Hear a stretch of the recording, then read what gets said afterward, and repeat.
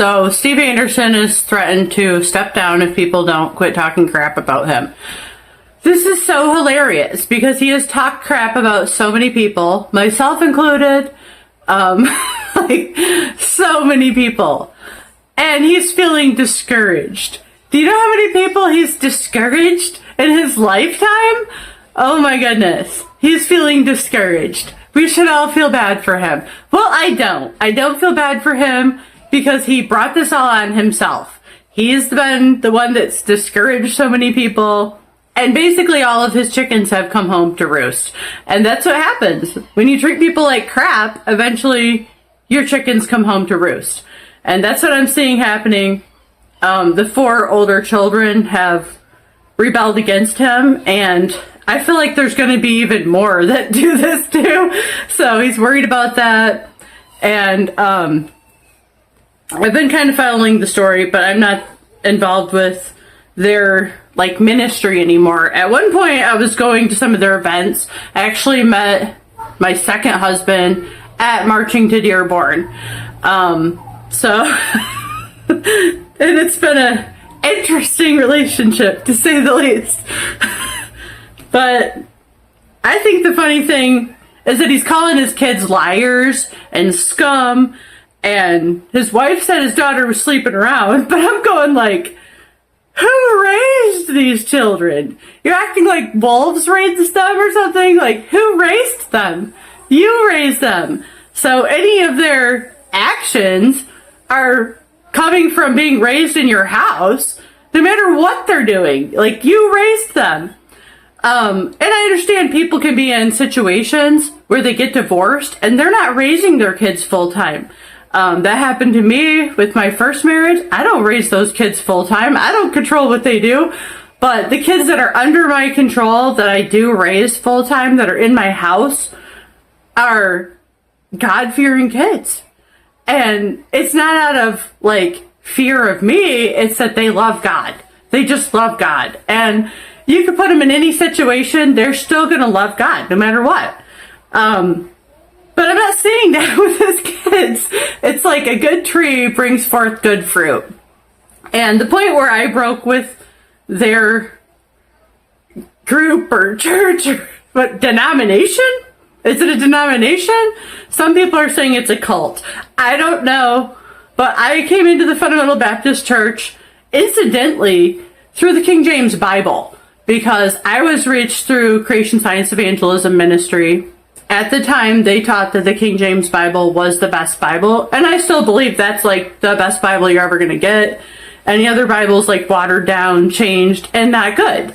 So I won't read any other Bible, but there's only one kind of church that uses the King James Bible, and that's the Fundamental Baptist. So that's how I landed there and ended up in this it's a mess, but I'd say every Christian denomination is a mess, and none of them are perfect, but they've got to get it together at this point, because Islam is spreading like wildfire in America, and the churches are just a mess, and they're always fighting with each other, and oh my goodness, it's a disaster. But he created his own disaster, which was an offshoot of the Fundamental Baptist, and tried to impose stricter rules, which I would already say the Fundamental Baptists are too strict for the time period we're in. They're expecting too much out of people.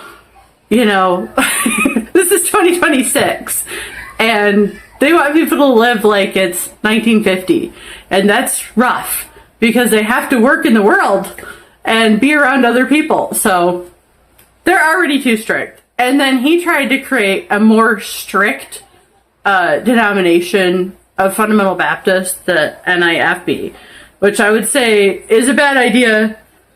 It's a just completely bad idea. But what I liked about their ministry was the soul winning. They were going out knocking on doors more, which I thought the IFB needed to do more of that, because they're kind of lazy about soul winning, but at least they do some of it compared to other churches which do no outreach. They don't try to reach people at all. They expect people to just walk in the doors and get saved.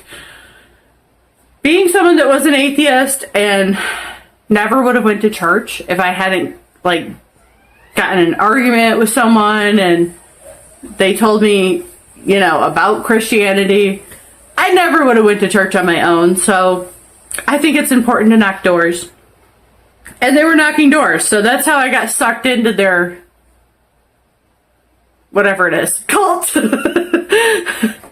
So I went to their Marching to Dearborn thing, met my second husband, now divorced, at Marching to Dearborn. But the funny part is I broke off from them like around the time where I saw him wearing the Free Palestine shirt. That's when I was like, no thank you. Because my grandpa was a Korean War veteran and he always taught me to support Israel and America has to stand with Israel no matter what. You don't want to go on the other side. It's communist and Muslim. You don't go on the other side. So I've always supported Israel. I'll always support Israel till I die, you know, no matter what. And there is a place for Israel in Revelation. But that's a time for another, that's a, you know, story for another time. But the kids became rebellious. And he's blaming them. And that's where I'm just like in shock. Like, you raised these kids. You did this to them. And he's trying to blame the kids. And it's just like, no, you raised them. You had them 24/7, 18 years, no divorce included. This is your fault. So it's really terrible. But I'd say the worst thing that he did is that he tore down Christians. Christians who were in the pulpit, Christians who were soul winning, Christians who were out there knocking doors, which is not an easy thing to do. Me and my second husband probably knocked on 90,000 doors. We gave out Bibles to Muslims and Arabic tracts, soul winning. Oh my goodness. I personally have knocked like 500,000 doors. But this Anderson tore me down to the ground. Tore my second husband down to the ground. He just tears everybody down to the ground. Nobody's good enough. And at that point, you have to say this is a narcissist. This is a malignant narcissist. No one can make them happy. You would have to be his identical twin and his clone to be happy. And that's why he likes Jonathan Shelley, because he is his twin. He's his identical. He's his clone. You'd have to be his exact clone to make him happy. But that's not how the real world works. It would be better if he would just admit, I had a family too young, I didn't know what I was doing, I had too many kids, I couldn't keep track of them all. That would be better. But we know he'll never admit any fault ever, no matter what. And he has to tear everybody around him down, no matter what they're doing, even if they're serving God. And Jesus said if someone goes and speaks in my name, just let them alone. Like, leave them alone. Let them do it. And I've had to get to that point more and more where I'm like, okay, they're going in Jesus' name. Just don't criticize them. Because you can become so hypercritical that nothing's good enough for you. And that's narcissism at its finest. That's a narcissist. Nothing's good enough for them. Nothing could ever be good enough for them. All they can do is complain. You know, that's narcissism at its peak. And we know narcissism doesn't actually have a cure, so that's really tough. But I realized something was wrong. Some of the things he was saying were not lining up with my experience and what I have been taught by missionaries who are in Iran and Sudan and places where they're being persecuted. And what he was saying did not line up with what they were saying about their experience with the Jews and the name of Jesus and everything. It was just like, this is crazy. He's out there, way out there. And I figured that out in like 2015. Yeah, that was like 2015. That I figured out that he was like not right mentally or something. Like, something's wrong. He's a narcissist. Something's wrong. But I didn't know what a narcissist was at that point. Through years of trial and error, I finally learned what a narcissist was. Then my whole world made sense. Everything makes sense now once you know what a narcissist is. But he made Christianity a burden on other people and his children. I can't imagine being in that house. Oh my goodness.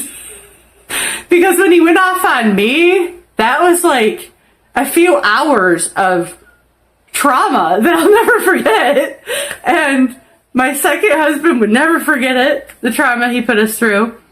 But that was kind of a mistake, because when you make some people mad, they don't just like walk away wounded and then never come back. They just keep coming back. And that's the case with my second husband. He kept coming back at him and attacking him a lot. Oh, so funny. He kept attacking him.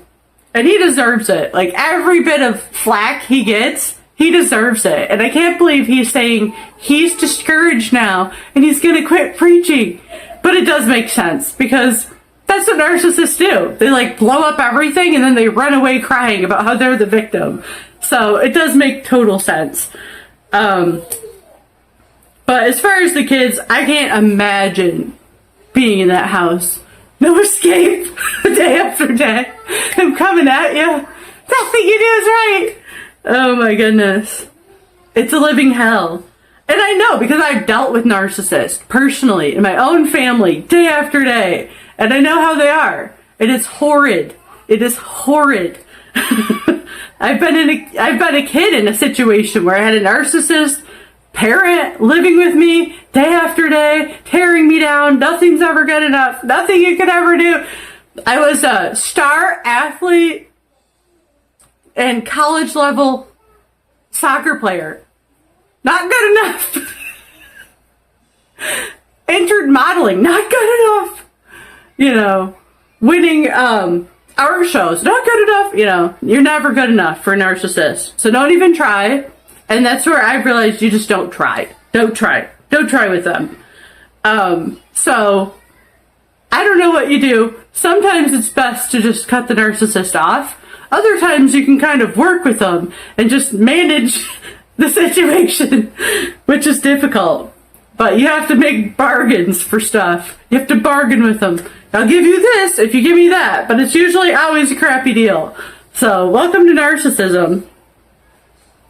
But for my kids, I've always tried to help them to develop their own interest and then build on that. Like, what do you really like to do? Oh, you like computer programming? Okay, here's a Code Monkey subscription. And, you know, some of my kids are hyperactive because they were premature. Like, 4 weeks premature makes a huge difference compared to full term. My full-term children are well-balanced, quiet, they just do what they're supposed to do. But the ones that are premature, those ones will get you. So the last two have been premature, and with the last two, I lost 3 babies, like, in between them. And one of them was a twin, so they went through a lot, you know. So they've had some issues to deal with. I homeschool them, because the school just doesn't want to. They can't handle it. It's too much. And I don't blame them. But I do get them into things that interest them, so they can focus on that instead of being in my face all the time, causing trouble all the time. My one kid loves computer stuff. He has like hundreds of dollars of technology at his fingertips at any given moment, and he loves it. And I got him into Code Monkey subscription. He's doing that every day. I got him into IXL so he can, you know, we can see where he's at, because he's very smart, but he's also like a huge pain in the butt. So it's tough. This one memorized pi to the 30th digit when he was 6. You know, that's scary smart. But he's also like hyper and he's always bouncing. So I've got him a trampoline. You know, there's ways that you can manage your kids differently than what they've done. I can attest to that. And some kids are more difficult than others. I can definitely attest to that. But if you feed their dreams and you find the things that they like, then usually they're a lot more manageable. But there comes a point where you just gotta say, I did this. I had them too young. I made mistakes. I mean, my first, I had as a teenager. And at the time I was drinking, I was in the world, smoking pot, not even ready to be a parent whatsoever. And I was told by family, just abort, the child. Don't even have the baby. But I decided I'm going to have this baby, and it's probably going to make us both better. And it did. It did, I quit smoking, drinking, smoking pot, and she became my life, and life got better, So you can still admit, though, I've had this kid too young. I really didn't know what to do. I did my best, But no, he just sits there and says he, was a perfect parent, and the kids just rebelled. That's not how that works.